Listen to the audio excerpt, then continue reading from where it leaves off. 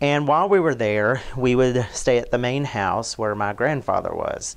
And that is where the first sexual abuse occurred between me and my grandfather. My grandfather was very perverted. He did things and said things only to me, and it was basically kept a secret.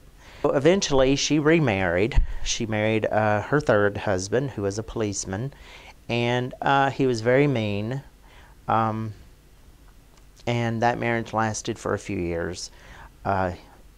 She confided in me that she was going to divorce him, and it was my responsibility to keep that secret. And so I did, and her plan was to just leave him.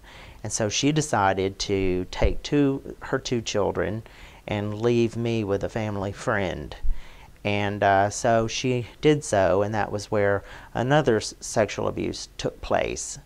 And stayed there with them for the summer and actually had fun. And it was the only sense of stability that I had with this family. And for the most part, my mom stayed away to hide from this husband, for he was a police and he had lots of resources. When that blew over, I moved back with my mom, and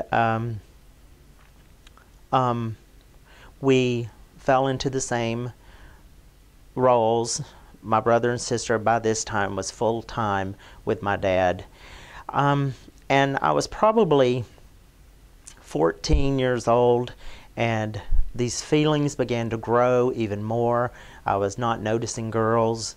I liked girls. I had girlfriends, but they were only friends. I was not attracted to them in any way, but I was noticing guys. I was being drawn to them and wanting more from them than I was wanting from girls. And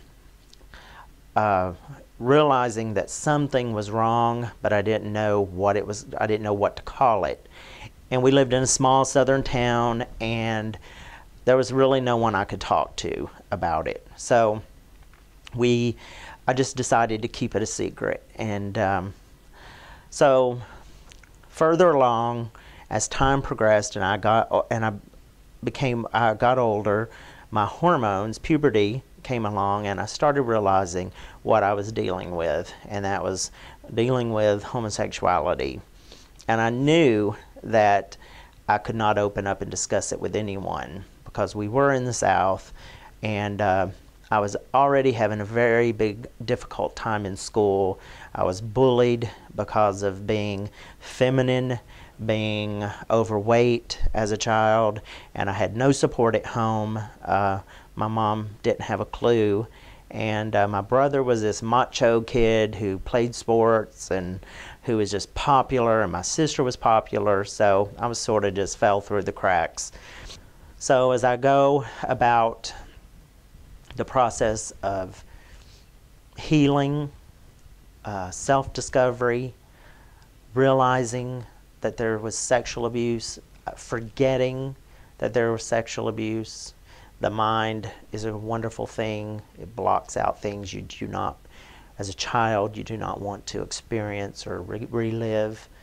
The Lord walking you through those things, not to remind you or to torment you, but to acknowledge and to say, this is what happened to you, and I want to heal you from it, in which He did.